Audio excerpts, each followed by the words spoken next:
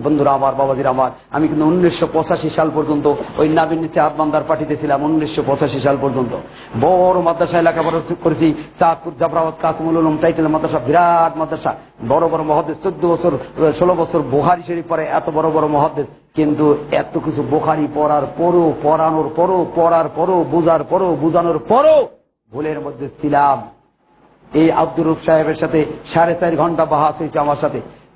আমি একটা আমার জিজ্ঞেস করে মুখস্থ আছে তাই বলি, আর ওনাকে বলি আর পট করে হাদিস বের করে খুলে দেখায়। শেষ পর্যন্ত আমাকে একটা কথা বলছিলেন যে আপনার কাছে সিয়াসত হাদিস মেশকাত সব আছে, কারণ একটা সত্য কথা বলবেন। বলে কি? বলে আপনি কি এইগুলা পড়ছেন পাশ করার উদ্দেশ্যে না আমল করার উদ্দেশ্যে? তার মধ্যে পাশ করার উদ্দেশ্যে। সঠিক কথা বলছেন। এখন থেকে ওই কিতাবগুলো আমল করার উদ্দেশ্যে শুরু থেকে শেষ পর্যন্ত আবার শুরু করেন পড়া, তো ওর মধ্যে পেয়ে যাবেন, আমাদের কাছে আসা লাগবে না। এই কথাটা আমার খুব কাজে লাগবে যে আমার কিতাব আমাকে পড়তে বলছে, অসুবিধাটা কোথায়? আমি কিন্তু এরপরে ওই কিতাব আবার শুরু থেকে শেষ পর্যন্ত পড়ছি। কেন জানেন? আহলে হাদিস হওয়ার জন্য নয়, শুধু আমার হানাফি মাযহাব টিকেই রাখার জন্য। কি হানাফি মাযহাব নাই তার মানে?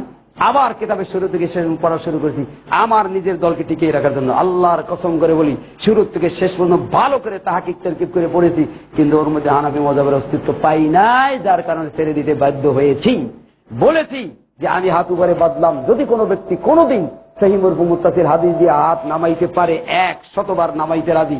এই বহু 1985 সাল থেকে আহলে হাদিসের জন্ম আমার, এই আজ পর্যন্ত আজও পর্যন্ত কেউ হাত হাদিস দিয়ে গায়ের জোরে নামানোর চেষ্টা করছে অনেকেই, লাঠির জোরে নামানোর চেষ্টা করছে অনেকেই, কিন্তু হাদিস দিয়ে নামাইতে পারে নাই। আমার বিশ্বাস আবার যদি নবী আসে, আবার যদি কোরআন নাজিল হয়, সেই দিন পারবে আমাদের আমল পাল্টাইতে, এর আগে পারবে না। এর আগে দলের জোরে মনোবল, জনবল, অর্থ বলে অনেক কিছু করতে পারবে, কিন্তু হাদিসের বলতে ইনশাআল্লাহ পারবে না। বিশ্বাস করেন কিনা জানি না, গত বছর কিশোরগঞ্জে এক মাহফিলে গেছি। তো এই মাহফিল, ওখানে আহলে হাদিস কম, একদল হুজুরের আসলে আমাকে ধরা করার জন্য। ওর মধ্যে একজন হলো মুহাদ্দিস, মানে আলেম পয়দা করে, যিনি আলেম জন্ম দেয়, এইরকম একজন আসছে। এখন আইসে কথাবার্তা হতে হতে তা আমি বলছি, হুজুর একটা সত্য কথা বলবো? বলেন। এরকম সামনাসামনি যে আপনার ওই দুইটা চোখ দিয়ে জীবনে কোনোদিন হাদিসের কথায় নাভির নিচে হাত বান্ধার কথা দেখছেন? সত্য কথা কন। সব আলেমরা চাই, আপনার ওই দুইটা চোখ দিয়ে জীবনে কোনোদিন দেখছেন? কতক্ষণ করে কয় না আমি দেখি নাই। সবাই দেশে হাসবে। তা আমি বললাম যে আপনি আলেম পয়দা করেন, জন্মদান, আপনি যদি চোখে দেখে না থাকেন, তাহলে অন্য আলেমরা যারা আপনার ছাত্র তারা পাবে কোথায়? এটা এখন ওঠার জন্য ব্যস্ত হয়ে গেছে, তাড়াতাড়ি কেমনে যাবে আর বসলই না, চলে গেল। ভাইরা আমার, আল্লাহর কসম, কিয়ামতের মাঠে আপনার আমল মিলন হবে রসুলের আমলের সাথে, কোন ইমামের আমলের সাথে না, আমার আমলের সাথেও নয়। রসুলের আমল পাবেন কোথায়?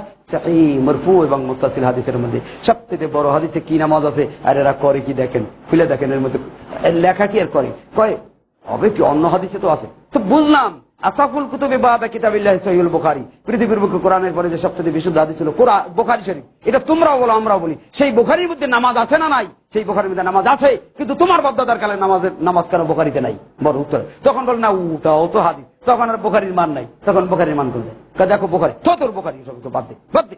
বুখারী রয়েছে, এত আলেম ওলামা, তারা কি বুঝে নাই? বুখারীর চেয়ে আলেম বড়, তাদের কাছে বুখারীর চেয়ে ইমাম বড়, তাদের কাছে বুখারী মুসলিমের চেয়ে হুজুর বড়। যাদের কাছে হাদিসের চেয়ে হুজুর বড় হবে, তারাই হলো মুশরিক, তারাই হলো কাফের। এদের ধারে কাছেও যাবেন না, কোশ্চিন গেল সঠিক ফতুয়া পাবেন না। যেই ব্যক্তির দাঁতে ময়লা, ওই ব্যক্তির মাজন নিয়ে দাঁত পরিষ্কার হবে বিশ্বাস করা যায় না। যেই মৌলবী দাড়ি খাটো রাখে, জীবনে কোনোদিন তার কাছে দাড়ির সঠিক ফতুয়া পাওয়া যাবে না। যেই মৌলবী গুল খায়, জর্দা খায়, ওই ব্যক্তির কাছে তামাকের সঠিক ফতুয়া পাওয়া যাবে না। অর্থাৎ যেই মৌলবী ভুল নামাজ পড়ে, ওর কাছে জীবনে কোনোদিন সঠিক নামাজের ফতুয়া পাওয়া যাবে না।